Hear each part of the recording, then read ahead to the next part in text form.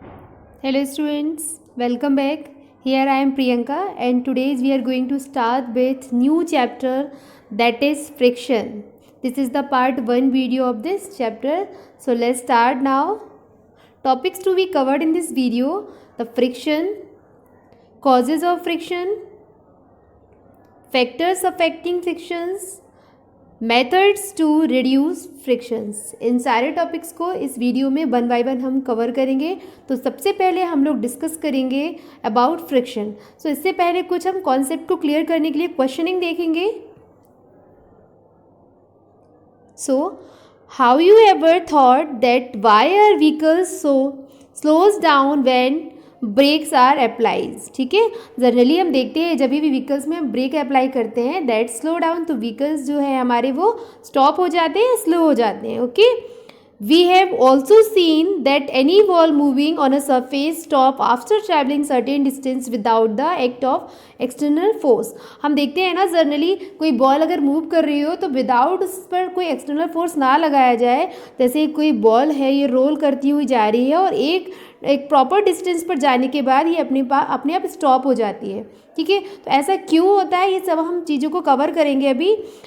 Now कभी कभी हम लोगों ने देखा why is difficult to walk on smooth and wet floor, कि जब फ्लोर बहुत वेट हो या उस पर पानी पड़ा हो तो जनरली हम इजीली वॉक नहीं कर पाते हैं, हम क्या हो जाते हैं, स्लिप हो जाते हैं। ठीक है, why we fall when we stop on bananas peel, अगर बनाना का पील पड़ा हुआ, बनाना का छिक्कल पड़ा हुआ कहीं पर और उस पर सडनली या अनफॉर्चुनेटली हमारा पैर पड़ जाता है तो हम स्लिप हो जाते हैं। तो ऐसा क्यों होता है, ये सारे कॉजेज क्यों हो रहे हैं।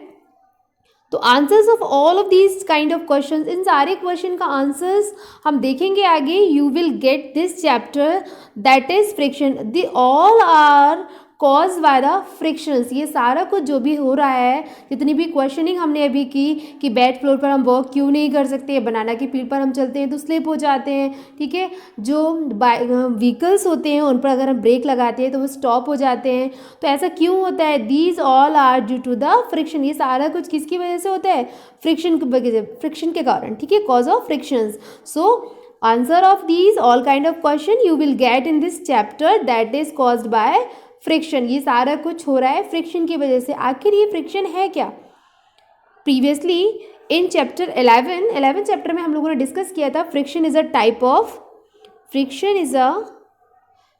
Of contact force. ठीक है, ये आपका कॉन्टेक्ट फोर्स का टाइप है। कॉन्टेक्ट दैट मीन्स यहाँ पर दो ऑब्जेक्ट्स आपस में कॉन्टेक्ट पर आएंगे तभी फोर्स जो है ये अप्लाई होगा। प्रीवियस चैप्टर में हम लोगों ने पढ़ा था force and type of force. Type of force में हम लोगों ने पढ़ा था ना, there are two type of force. First हम लोगों ने पढ़ा था कॉन्टेक्ट फोर्स, सेकेंड हम लोगों ने डिस्कस किया था नॉन कॉन्टेक्ट। ओके, सो कॉन्टेक्ट फोर्स हमारा फ्रिक्शन जो है ये कॉन्टेक्ट फोर्स है, क्योंकि यहाँ पर दो ऑब्जेक्ट जब कॉन्टेक्ट पर आते हैं तभी ये फोर्स अप्लाई होगा। And one most important thing is an opposing force. Friction कैसा फोर्स है, अपोजिंग फोर्स है। Opposite the motion of the body over surface of the another body. जब कोई एक बॉडी किसी दूसरी बॉडी पर या रब कर रही हो या मूव कर रही हो उसके साथ, तो वहाँ पर फोर्स अप्लाई होगा, that is called friction.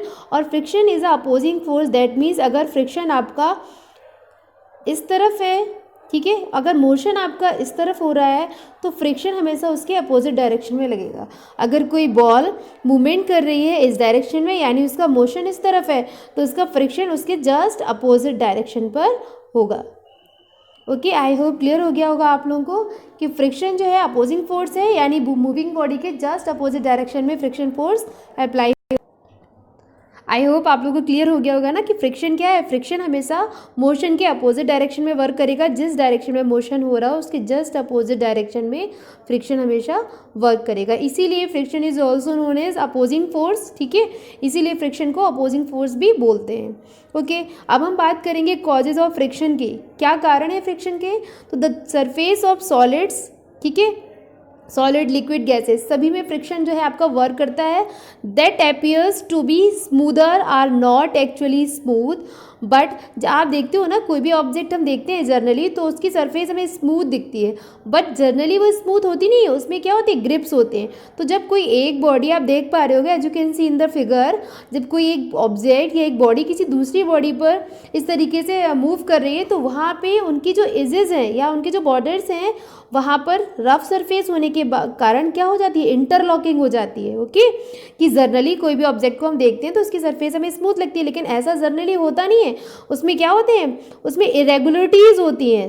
Okay, ये इरेगुलरिटीज़ जब किसी दूसरी बॉडी पर मूव करेंगे, दूसरी बॉडी में भी इसी तरीके से इरेगुलरिटीज़ होंगी, तो ये आपस में इरेगुलरिटीज़ जो रिजेस और ग्रोव्स हैं, ये आपके इंटरलॉकिंग को शो करेंगे। ओके, इस तरीके से दो ऑब्जेक्ट के बीच में क्या हो जाती है, इंटरलॉकिंग हो जाती है।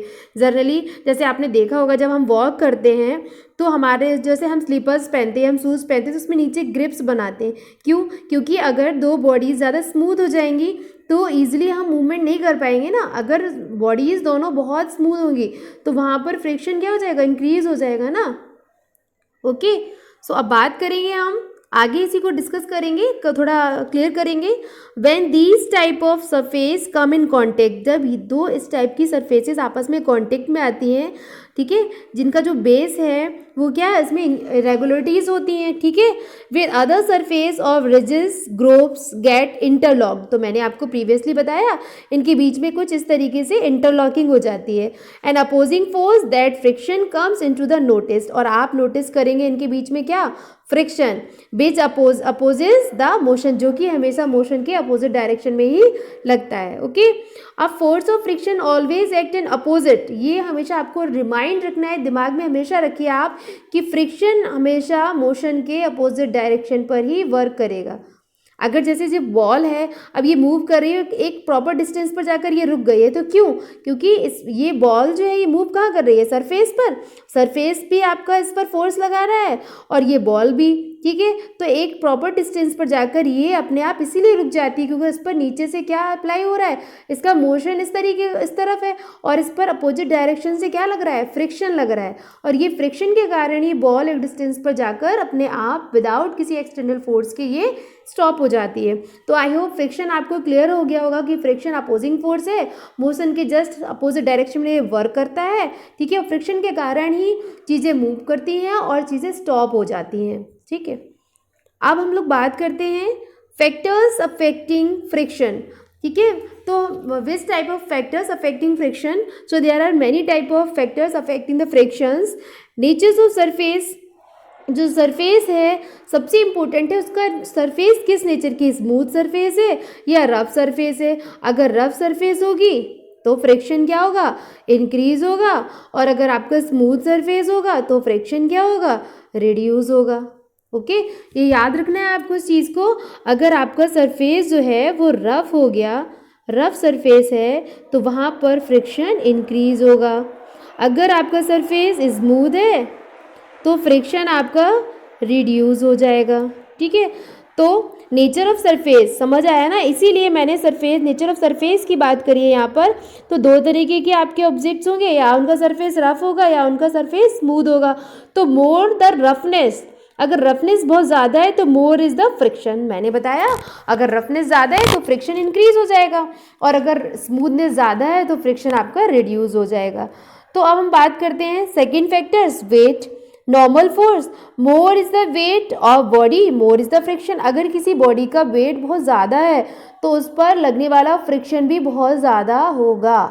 ओके, अब सरफेस एरिया इन कॉन्टेक्ट, तो मोर इज द सरफेस एरिया। अगर सरफेस एरिया बहुत ज़्यादा है तो contact more is the friction, तो वहाँ पर फ्रिक्शन भी बहुत ज़्यादा होगा। जहाँ पर सरफेस एरिया ज़्यादा है वहाँ पर फ्रिक्शन का अमाउंट भी ज़्यादा होगा।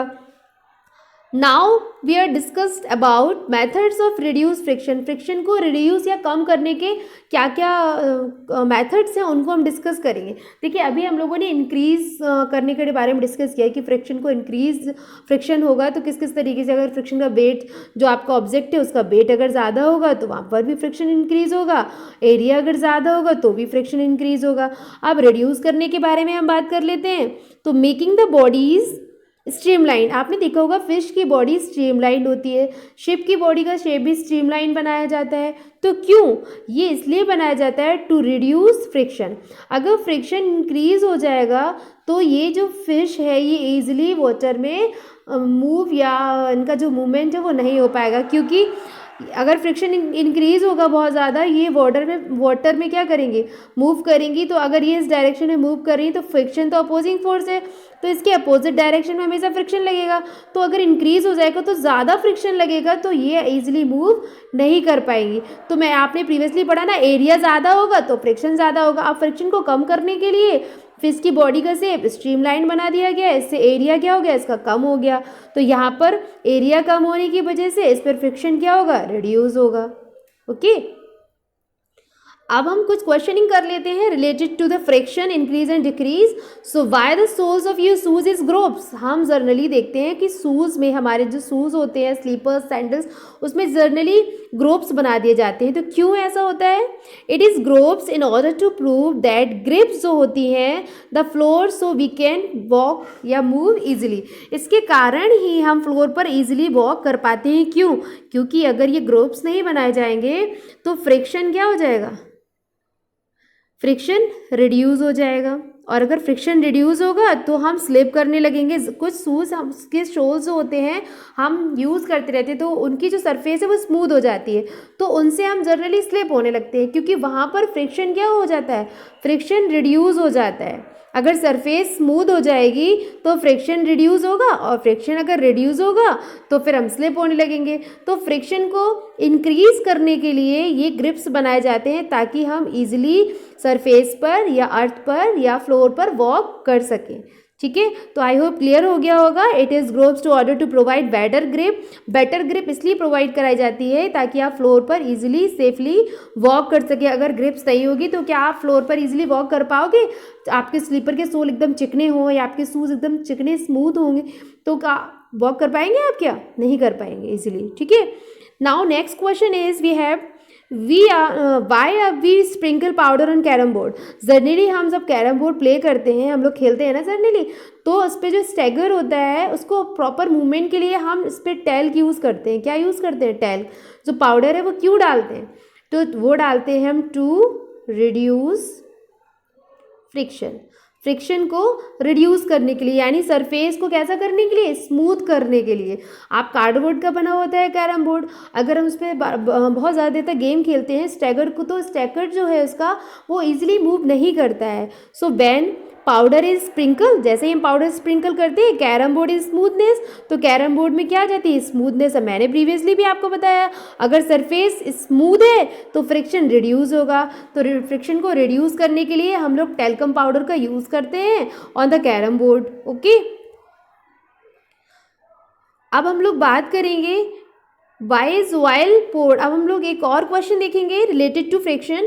Y oil is poured on the hangings of door. जो आपके हैंगिंग्स होते हैं डोर के, देख पा रहे होंगे आप, इनमें हम लोग ऑयल का यूज़ क्यों करते हैं? देखा होगा डोर से आवाज़ आना शुरू हो जाती है, अगर काफ़ी दिन तक हम इसमें ऑयलिंग ना करें तो जब आप डोर खोलेंगे तो आवाज़ आएगी, आप डोर बंद करेंगे तो भी आवाज़ आएगी। तो ऐसा क्यों होता है? In order to reduce friction. Friction वहाँ पर क्या होने लगता है, अगर फ्रिक्शन वहाँ पर होगा इंक्रीज होने लगेगा, तो फ्रिक्शन को रिड्यूस करने के लिए हम वहाँ पर ऑयल का यूज़ करते हैं। क्योंकि देखिए फ्रिक्शन इंक्रीज कब होगा, सरफेस रफ होने लगेगी तो फ्रिक्शन इंक्रीज हो जाएगा। लेकिन फ्रिक्शन को आपको रिड्यूस करना है तो वहाँ पर आप ऑयलिंग करेंगे, स्मूथनेस आ जाएगी, तो फ्रिक्शन आपका रिड्यूस हो जाएगा। तो फ्रिक्शन को रिड्यूस करने के लिए in order to reduce friction so that is can be open smoothly, ताकि आप स्मूथली उसको डोर को ओपन कर पाए। डोर विंडो सभी में आपके हैंगिंग्स होते हैं ना।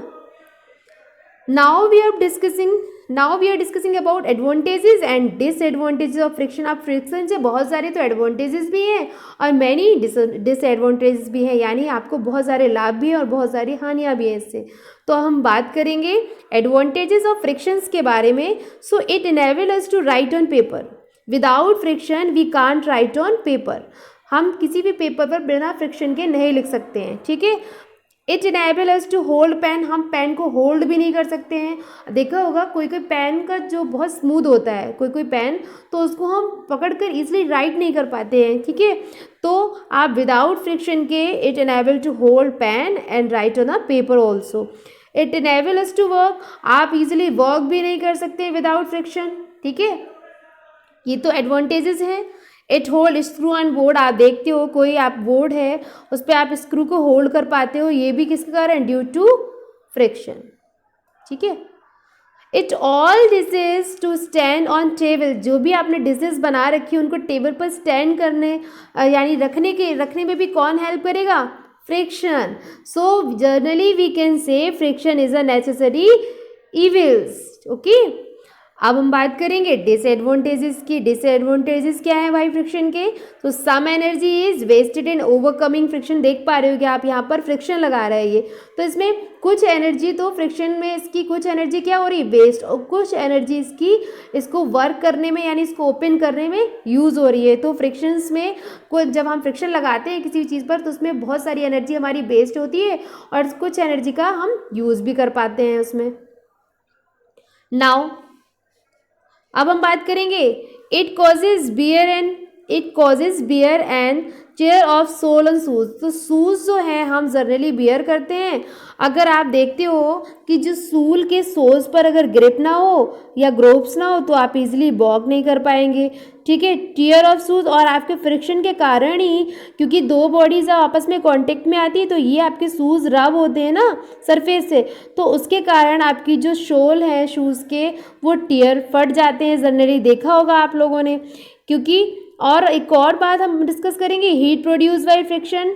जब भी कोई दो ऑब्जेक्ट, जब फ्रिक्शन आपको पता है दो ऑब्जेक्ट के बीच लगेगा, अगर आप शूज़ पहनोगे या टायर हो कोई भी चीज़ है, जब दो बॉडीज आपस में कांटेक्ट में आएंगी तो रब होंगी तो उनके बीच में क्या प्रोड्यूस होगा, हीट प्रोड्यूस होगी, और इसके कारण डैमेज हो चीज़ें जो हैं आपकी वो डैमेज होती हैं।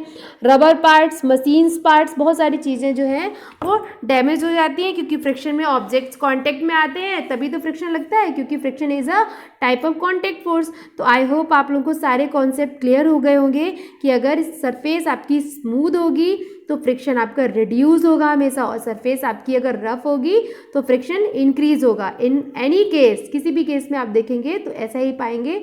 तो आज की वीडियो में इतना ही स्टूडेंट्स, मिलते हैं नेक्स्ट वीडियो में, तब तक के लिए बाय बाय, टेक केयर।